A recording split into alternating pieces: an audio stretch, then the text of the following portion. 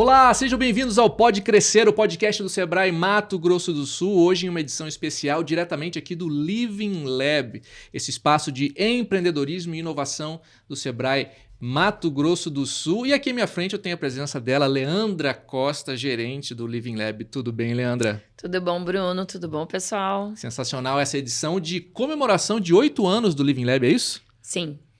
Ótimo. Estamos há 8 anos fazendo a diferença no Mato Grosso do Sul, levando o Mato Grosso do Sul para o mundo. Sensacional. E hoje a gente vai conversar sobre cibersegurança. E a gente tem 2 convidados aqui sensacionais. Eu vou falar aqui o currículo deles. Se tiver algum problema, Leandro, você me ajuda, porque são currículos extensos, não é? É muita gente competente para conversar com a gente hoje aqui. Bom, vou começar com Alan Costa. É pai do Luca e da Mariana, motociclista, palestrante internacional, empreendedor serial, investidor anjo, escritor e mentor de startups. É cofundador da plataforma AAA Inovação, ao lado de Arthur Igreja e Ricardo Amorim. É cofundador da Curitiba Angels, membro do Harvard Business School Startup Angels e investidor de 14 startups. É autor do livro 60 Dias em Harvard e colunista de vários veículos de âmbito nacional. Possui experiência profissional em mais de 50 países. Ocupou a superintendência e a diretoria técnica do Sebrae do Paraná, a diretoria geral da Secretaria de Planejamento do Estado do Paraná, a presidência da Coopercard e atualmente é co-CEO da ISH Tecnologia. Olha, como se não bastasse essa nossa presença aqui, desse nosso querido Alan Costa, temos ainda ela, Heloísa Menezes, que é economista, fez mestrado em Ciências em Desenvolvimento Agrícola pela Universidade Federal Rural do Rio de Janeiro e está fazendo doutorado sobre riscos digitais na UCES, da Argentina. Ela também foi diretora técnica do Sebrae Nacional, secretária de Desenvolvimento da Produção do Ministério do Desenvolvimento, Indústria e Comércio Exterior, diretora de Relações Institucionais da Confederação Nacional da Indústria e superintendente do Instituto Evaldo Lodge. Ela também é fundadora da Flow Consultoria e é business partner na Aware Prontidão Cibernética. Eu queria dar um bom dia a todos os nossos queridos convidados, tudo bem? Me perdoe se eu esqueci alguma coisa, é um currículo muito extenso, né? Mas eu tenho algo a completar. Diga, Leandra, que diga não tudo. veio. Ambos são border nosso aqui do Living Lab desde o início. Então, são mentores que nos ajudam a manter a significância e a relevância de fazer inovação no Mato Grosso do Sul para o mundo. Sensacional. Antes da gente começar, sigam o Sebrae MS nas redes sociais, o livinglab.ms também, para você consumir os nossos conteúdos. E se você está vendo o Pode Crescer pelos seus agregadores de podcast, não esqueça de adicionar o Pode Crescer à sua lista para você conferir conversas como essa que teremos agora. Muito obrigado por vocês se juntarem a essa festa, né? Essa comemoração de 8 anos. Leandra, tá contigo. Você comanda essa conversa que nós teremos aqui. Bom, a conversa é muito interessante, extremamente atual. A gente vai estar falando sobre cibersegurança. Boa. E aí eu quero começar ela no seguinte... Tem gente que entende, tem gente só que entende que é o que é ter dados perdidos, mas assim, num contexto de um mundo digital. O que é a cibersegurança e a inovação nesse processo? Quem começa? Eu vou deixar a Luísa começar, é claro. As mulheres sempre em primeiro lugar, sempre. Vai lá, Heloísa. Gente, é enorme prazer estar com vocês e como a Leandra falou aí, para a gente também é uma enorme honra contribuir de alguma forma com a existência e crescimento do Living Lab. Parabéns ao Living Lab pelo seu aniversário e por esse programa. Bom, a gente tem que colocar a cibersegurança no contexto da transformação da inovação.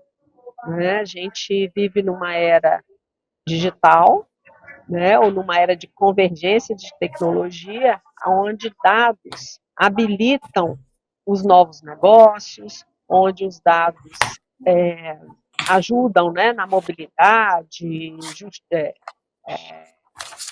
transformam os negócios, são a base disso tudo, aí nós temos um ambiente complexo para lidar com esse, né? Que é um ambiente que é em mutação permanente, um ambiente onde tudo se transforma com uma velocidade, a gente não compreende onde quer chegar. Mas o que a cibersegurança tem nessa história? Se os dados passam a ter importância vital, não só nos negócios, mas na vida de todos nós como pessoas, e também para os governos, ele passa a adquirir um papel super, super, super estratégico, né? E ele passa, então, a ser objeto de atenção, não só de quem quer usar os dados para os benefícios, né, de gerar alternativas para o crescimento da economia e para a solução dos grandes problemas sociais, que ele de fato tem esse potencial, ele também pode ser objeto de criminosos digitais, né, e que trazem ainda mais confusão e complexidade nesse ambiente. Então, a inovação mudou, o processo de inovar mudou, não só nas empresas, mas também nos governos, a forma como os cidadãos se relacionam com os dados, né, já que está tudo na mão, na palma da mão hoje, requer uma atenção super especial de todos nós. E vamos falar mais adiante de como é que isso afeta os pequenos negócios também. Boa. Alan, diga tudo para nós. Maravilha, então agora sou eu. A Heloísa já deu uma aula aí sobre o tema. Eu vou só tentar complementar aqui, né, sinalizando algo que a gente sabe que é a realidade, é o fato de que as nossas vidas são digitais hoje, né? Eu me lembro de um filme da Sandra Bullock, de alguns anos atrás, talvez muitos anos atrás, eu estou ficando velho, né?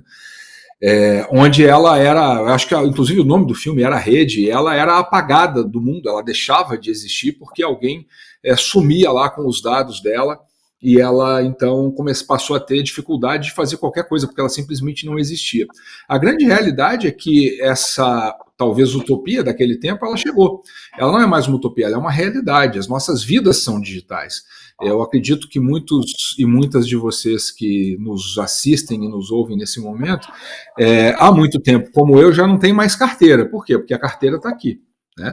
Os meus documentos estão aqui no smartphone, os meus cartões de crédito, os meus cartões de débito, as minhas passagens aéreas, as minhas reservas de hotel, as minhas reservas de carro, enfim, a minha vida está aqui dentro.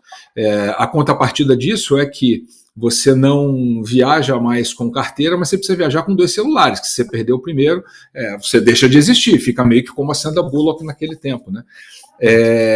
Então é importante ter essa consciência, porque a partir dela a gente começa a entender a importância de cibersegurança. Cibersegurança nada mais é do que garantir que a gente faça o que precisamos fazer nesse mundo digital de maneira segura, né?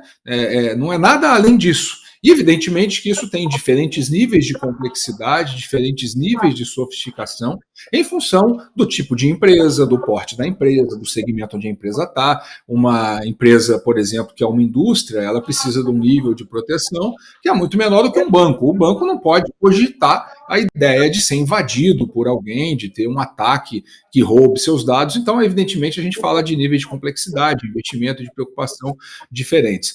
Mas ao longo desse nosso papo, eu acho que é bacana a gente trazer isso para a realidade dos pequenos negócios, porque até muito pouco tempo atrás a gente tendia a acreditar que cibersegurança é para empresa grande, os bancos, as grandes indústrias, essas empresas que são aí, ocupam as listas das 1000 maiores empresas do Brasil, e não vai chegar nunca no mundo dos pequenos negócios. Isso é um equívoco seríssimo, né, acreditar nisso, porque a cibersegurança já chegou no ambiente de pequenos negócios. As ameaças digitais já chegaram, porque desde o início qualquer empresa hoje tem dados armazenados em algum lugar, tem informação, depende disso para que o negócio funcione, para que o negócio opere. Então a gente pode perceber aí que isso é muito crítico ou seja, essa preocupação ela tem que passar a fazer parte do cotidiano do empreendedor e da empreendedora, e a gente ao longo desse papo vai dar algumas dicas aí de como descomplicar esse tema e trazer isso para a realidade. E por fim, a conexão disso com inovação, Leandra, como você falou, ela é quase que automática, como a Heloísa muito bem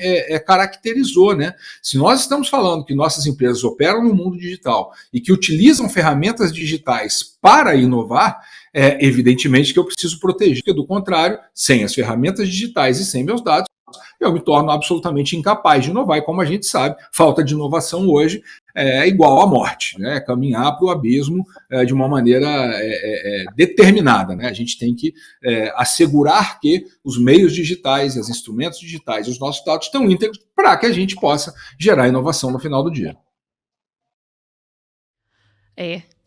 Alan, você trouxe aí, a Heloísa falou também da importância dos pequenos negócios.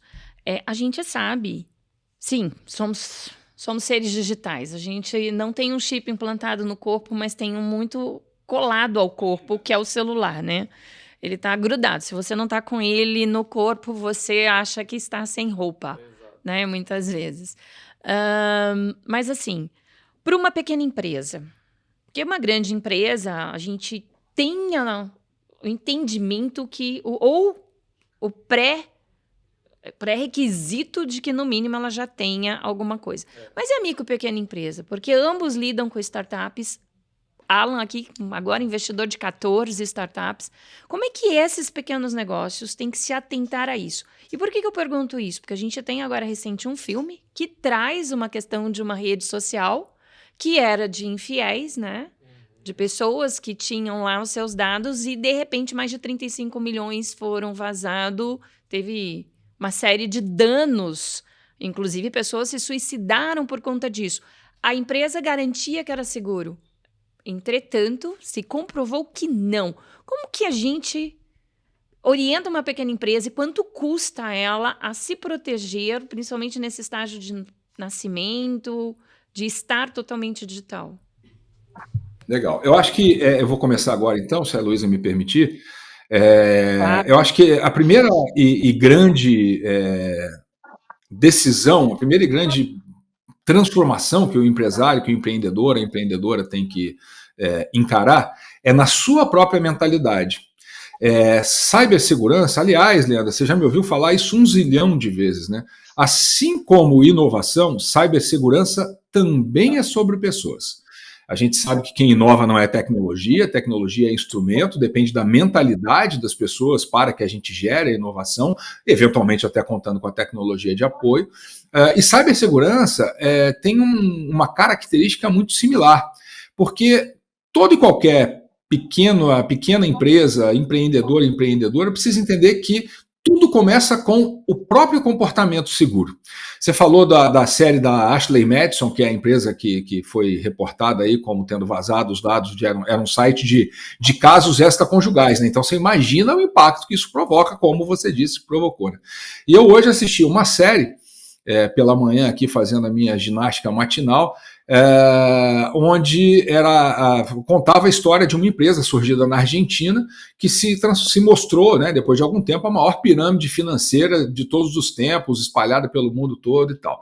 O grande problema é que o ser humano tem sempre a tendência de querer ser mais esperto que o outro. Então, quando eu vejo uma oportunidade de investimento como os caras ofereciam, 7,5% de rendimento ao mês, daqui a pouco isso virou, eu dobro o seu investimento em 3 meses. A gente sabe lá no fundo que isso não existe, mas a quantidade de pessoas que continuam caindo nesses golpes do vigário, que se repetem dia após dia, ela é gigantesca. Então, de certa forma, o primeiro grande conselho para o empreendedor e para a empreendedora é o seguinte: se a esmola parece demais e o santo está desconfiando, é porque ela é demais. Não existe, sabe, aquela coisa de recebi uma promoção no meu WhatsApp, vou clicar. Recebi um e-mail que diz que vai vender iPhone a R$ 1.999, vou comprar agora. Gente, essas coisas não existem em lugar nenhum do planeta. Então, quando eu falo de comportamento seguro, eu estou falando disso. É de uma mentalidade que, feliz ou infelizmente, incorpora um certo nível de paranoia. A gente tem que saber que o tempo todo pode ter alguém atrás dos nossos dados. E aí eu começo a me comportar de uma maneira mais segura. Se eu, como empreendedor e empreendedora, fizer isso, eu começo a dar o exemplo em toda a empresa para as pessoas que trabalham comigo.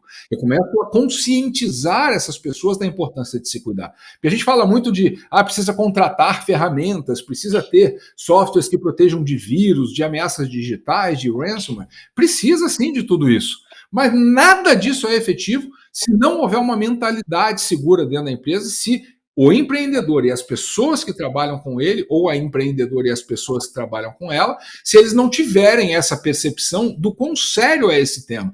Eu vejo isso todo dia nas empresas, né? Quando a gente está falando de segurança digital, a gente, infelizmente, tem que limitar algumas possibilidades. Então, por exemplo, não pode acessar determinados tipos de site, tem que ter alguns filtros de conteúdo, etc. e tal. Eu canso de ver todo dia o empreendedor ou a empreendedora, não, mas assim, libera aqui só para mim e deixa o pessoal aí bloqueado. Olha só o tipo de, né? É aquela coisa, não, eu sou diferente dos outros, eu posso, eles não podem. Isso aniquila a cultura de integridade digital dentro de qualquer empresa. Né? Então, eu acho que passa muito por aí, sabe, Leandro? O primeiro passo é entender que eu preciso ter um comportamento seguro. Por exemplo, né? Quem hoje anda com o seu celular com os sistemas de internet banking instalados? Se você faz isso, você está correndo um risco que é inacreditável. Eu, por exemplo, nesse meu celular aqui, eu não tenho um aplicativo de banco. Para não dizer que não tenho, um de um banco digital com algum dinheiro, pouco dinheiro, para pagar uma conta de Pix, um negócio assim, porque o resto todo está no outro celular, que é o celular que eu deixo em casa normalmente, ou que eu carrego na mochila, escondido, protegido. Por quê? Porque se alguém pega o meu celular desbloqueado, isso é muito fácil, assaltantes em São Paulo fazendo isso toda hora nos semáforos, a pessoa tem acesso a tudo, tá? Todas as minhas contas, está tudo lá liberado. Então, eu preciso ter esse nível de certa paranoia. Eu não posso andar com isso aberto, eu não posso ter tudo instalado aqui, porque eu preciso me proteger. Acho que começa por aí, Leandro. É sério.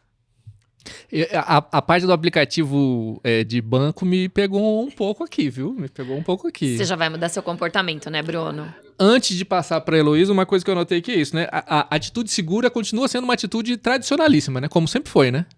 Sim, e até mais um pouco, porque antes a gente fechava a casa, agora você tem que cuidar do seu celular. Exato. E uma dica colocada aqui, não tenha tudo em um só celular. Heloísa, diga tudo pra gente. Bom, em primeiro lugar, tem que concordar em 100% com o que o Alan colocou e acrescentar o seguinte, né? A gente está falando aí em risco, ele citou alguns exemplos, a mensagem é o seguinte: se você ainda não sofreu ataque, né, como pessoa física ou como empresa, você sofrerá. Então, esse é o principal recado. Se ainda não caiu em fraude, não sofreu algum ataque de hacker, você sofrerá. Se já sofreu uma vez, prepare-se, porque sofrerá novamente. E o primeiro passo para isso, como disse o Alan, além de investir em sistemas, software, etc., é trabalhar a cultura. Porque a porta da empresa, as janelas da empresa são abertas por quem navega pela empresa, né? Que são os colaboradores, os donos, os gestores dessa empresa. E agora está ficando mais complexo ainda, porque além dos colaboradores e dos gestores da empresa, a gente agrega uma camada muito grande que é dos fornecedores, dos usuários, porque as empresas, né, elas fazem parte de cadeias produtivas, cadeias de serviços, que estão todas integradas através de sistemas. Então, a gente não tem mais um software que é usado só pela empresa e transmite as informações, né? A gente viu uma mudança em termos de sistemas de informação. A gente tinha sistemas de informação, agora a gente tem sistemas absolutamente integrados, integrando os vários sistemas de uma empresa e os integrando com aquelas grandes empresas das quais eu sou fornecedora, ou integrando com bases de clientes, etc. Então, esse ambiente está ficando cada vez mais complexo, cheio de camadas. Então, tem riscos na cadeia de suprimento, tem essas coisinhas, e geralmente quem ataca por coisas muito simples, né? Um phishing, né? Como o Alan exemplificou, né? Uma grande oferta na qual eu vou acreditar, cai ali, pronto, já deu os seus dados e abriu a porta para a empresa. Então, o primeiro passo, além da tecnologia, é capacitar as pessoas, né? E a gente trabalhar muito a cultura mostrando os riscos que são possíveis, né? As formas de ataque e treinar muito com práticas, né? A gente trabalha na Aware muito com essa capacitação para práticas do dia a dia para proteção dos ataques. E aí a gente trabalha de uma forma muito relevante a cultura de prevenção, que é o que a gente chama de prontidão cibernética, né? Mais do que segurança cibernética, a gente fala de prontidão cibernética, porque a gente precisa se preparar para evitar, né? E o primeiro passo para evitar realmente é capacitando, é treinando todo mundo no dia a dia. São várias camadas de treinamento que precisam ser realizadas para não só, né, para proteger os dados, evitar riscos que são elevadíssimos. Esses riscos só crescem. A gente vê, por exemplo, o World Economic Forum tem 2 relatórios super importantes sobre segurança cibernética. Em um deles, né, é um relatório de riscos globais.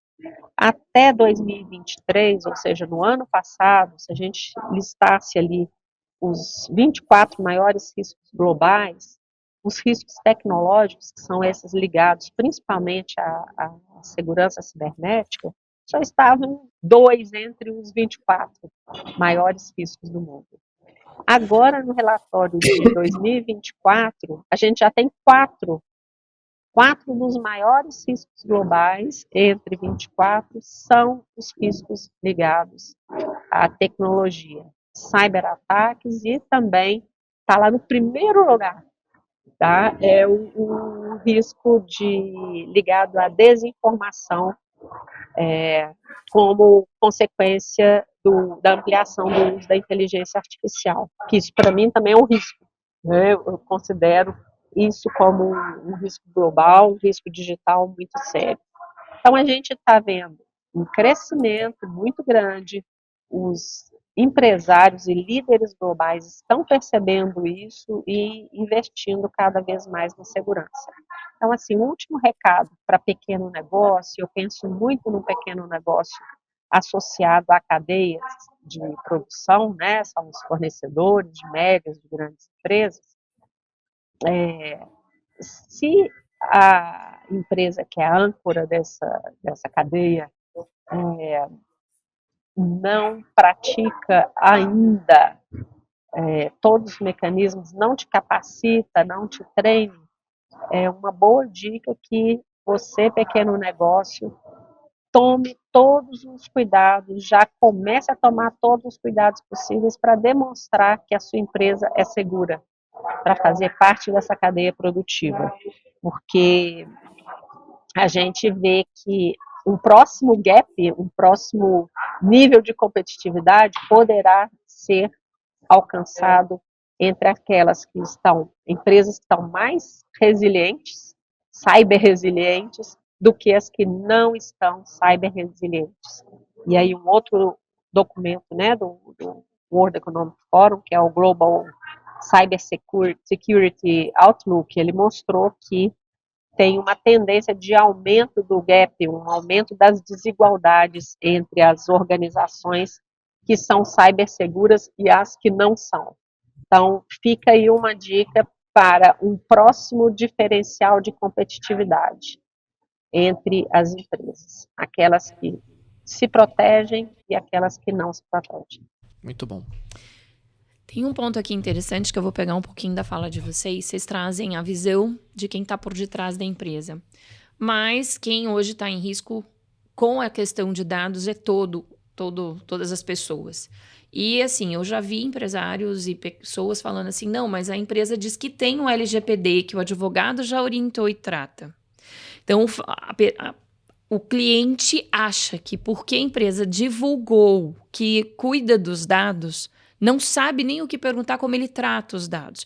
E aí eu pergunto, muitas das empresas acham que contratar uma ferramenta simples, não ter um plano, já resolveu. E aí eu pergunto para vocês, como que a gente pode orientar as empresas ao processo? Precisa de especialistas? Que tipo de ferramenta eles colocam?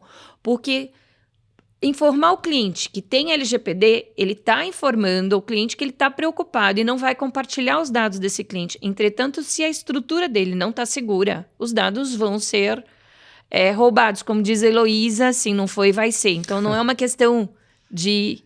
É uma questão de quando. É uma questão de quando isso vai acontecer, né? Então, diante disso, que dicas a gente dá?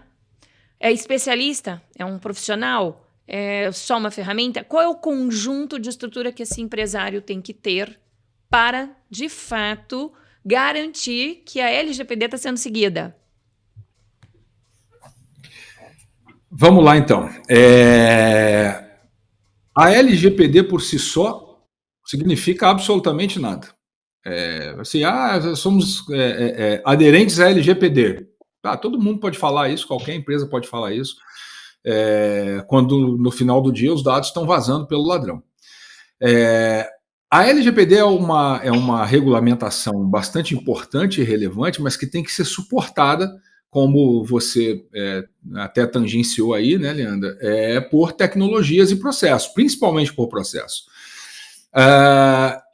E é importante a gente entender que LGPD não é, em hipótese alguma, sinônimo de cibersegurança. São coisas bastante diferentes. A LGPD, que é a Lei Geral de Proteção de Dados, determina que as empresas têm que tomar certos cuidados, certos procedimentos para manipular, para lidar com os dados dos seus clientes. Então, por exemplo, outro dia aconteceu uma situação em que eu tinha um potencial relacionamento com um desses bancos digitais que tinha conta no exterior e tal, e a coisa não terminou a bom termo. Eu não gostei de como a coisa evoluiu. Eu mandei um e-mail formalizando, pedindo para aquele banco digital que ele me esquecesse. O que isso quer dizer? Todos nós temos direito a sermos esquecidos. Significa o quê? Que determinada empresa que a gente pediu para nos esquecer tem que apagar, eliminar todos os vestígios da nossa passagem pelo relacionamento com aquela empresa.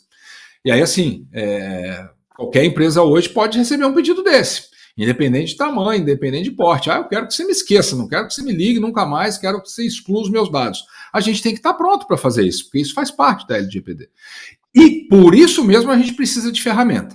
Alan, mas qual é o nível de complexidade dessas ferramentas? Quando a gente está falando de negócios de pequeno porte, a gente está falando de ferramentas que não são tão complexas assim. Ferramentas que são relativamente baratas, que não são tão caras, e que são simples de serem utilizadas. Mas, Alan, por onde é que começa? Tem que arrumar um consultor, tem que arrumar alguém que ajude e tal? Eu sempre digo isso quando me perguntam qualquer coisa ligada a pequeno negócio. A primeira coisa que você pode fazer é buscar orientação no Sebrae. O Sebrae pode até não ser especialista em LGPD e cibersegurança, mas com certeza vai conseguir te orientar a que caminho seguir. E sim, é muito importante contar com ajuda especializada. Se você, empreendedor e empreendedora, tivesse tempo sobrando, seria super legal que você pudesse entender disso, estudar mais a fundo, ter domínio da matéria, mas nós sabemos que empreendedores e empreendedoras, em 99,9% das vezes, não tem tempo direito nem para ir no banheiro. Então, onde é que a gente vai arrumar tempo para estudar sobre isso? Mas, ao mesmo tempo, Essa é uma temática fundamental, extremamente relevante. Como é que eu resolvo isso? Eu tenho que encontrar a competência onde ela estiver. E aí, começar pelo Sebrae atrás de orientação pode ser um caminho, e contar com um especialista que possa me orientar sobre como fazer essas coisas acontecerem é um caminho também que torna a jornada mais segura, né, já que nós estamos falando de segurança, e mais tranquila, né, sem tanto sobressalto. Maravilha. Heloísa, eu vou pedir para você também comentar, mas já dizendo que a gente, infelizmente, já está com o nosso tempo indo para o final. Você acredita? Mal arranhamos a superfície, mas é assim, a gente tem um tempo limitado. Mas, Heloísa, por gentileza, o que você puder complementar para a gente fica muito feliz. Legal. Queria dizer que a gente está, né, precisando trabalhar com um novo paradigma de segurança da informação, né, onde a prontidão cibernética ganha maior espaço. Prontidão cibernética significa trabalhar de maneira preventiva para o seu ativo digital não estar exposto, né? A LGPD, ela só tenta organizar e colocar responsabilidades de quem tem esses ativos digitais. Precisa ter enfoque bem sistêmico, né? Como eu já disse, trabalhar a visão de cadeia produtiva, a cadeia de valor, e tem que ter um olhar muito proativo, o que significa entender como é que o atacante opera, né? O modus operandi do atacante. A gente tem visto, né, na UER que o hacker, ele entra na sua empresa e fica ali numa média de 320 a 350 dias navegando. Entrou pela janela da sua empresa e fica quietinho ali operando, identificando todas as vulnerabilidades, para depois sim atacar. Então a gente tem que olhar, né, tanto no ambiente externo, como no ambiente interno, como evitar e controlar.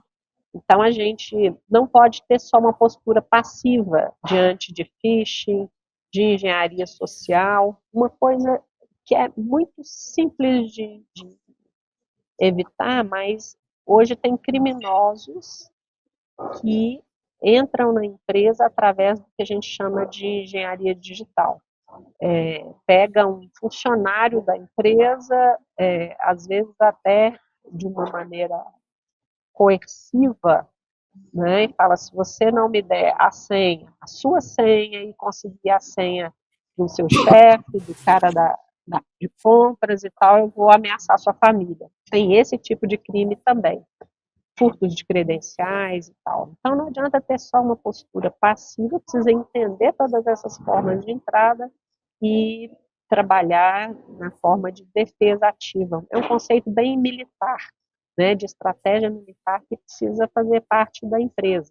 E aí, um pouco em cima dessa pergunta também da Leandra, né, como a pequena empresa pode fazer, né, falamos muito da cultura, mas hoje a gente tem ferramentas importantes para fazer check-up, né, é importante que a empresa rotineiramente faça um check-up, e trabalhe também com sistemas de proteção. O que é o check-up? De vez em quando você contrata alguém para dar uma rastreada na sua empresa para agir como um hacker e identificar quais são os seus pontos de vulnerabilidade. E, a partir desses pontos identificados, tratar no sentido da proteção para evitar, né, de uma maneira bastante ativa, evitar esses ataques que geram prejuízos enormes, não só financeiros, mas também de imagem da empresa. Leandra, o que a gente faz? Tem que terminar. Pois é, o assunto é muito interessante, mas eu acho que a gente conseguiu aqui com esses dois parceiros, nosso border, nosso brilhante, passar um recado. É importante lidar com... Eu gosto muito, o Alan publica algumas coisas na página dele, que empreender não é coisa para iniciante. Ser empresário tem que cuidar, sim, de todas as suas responsabilidades. Existe responsabilidade com o cliente, responsabilidade com o funcionário e responsabilidade com a empresa, com tudo que ocorre hoje. Então, é mais um recado aqui, é uma atenção. Se não conhece do tema, tem que buscar conhecimento. Alan deu aqui algumas dicas, Heloísa outras. Eu achei fabuloso esse bate-papo. Pena que acabou nosso horário, né? Alan Costa, Heloísa Menezes, em nome aqui do Living Lab, eu quero agradecer a disposição e a disponibilidade de vocês de estar com a gente hoje aqui, falando sobre um assunto muito importante nesse momento especial aqui, que é a celebração dos 8 anos do Living Lab. Muito obrigado a presença de vocês, tá bom? Muito obrigado por fazer parte dessa história também. Leandra, muito obrigado também. Obrigada, Bruno. E olha, antes da gente terminar, não esqueça de seguir o Sebrae MS nas redes sociais e o livinglab.ms também nas redes sociais para você consumir todo o conteúdo que a gente prepara para você. Se você está consumindo a gente aqui pelos seus agregadores de podcast, não esqueça de adicionar o Pode Crescer à sua playlist para você conferir conversas como essa que a gente teve hoje aqui. E como sempre, a gente volta numa próxima edição do Pode Crescer, o podcast do Sebrae Mato Grosso do Sul. Vamos todo mundo dar tchau aí então, gente. Ó, até a próxima. Tchau, tchau!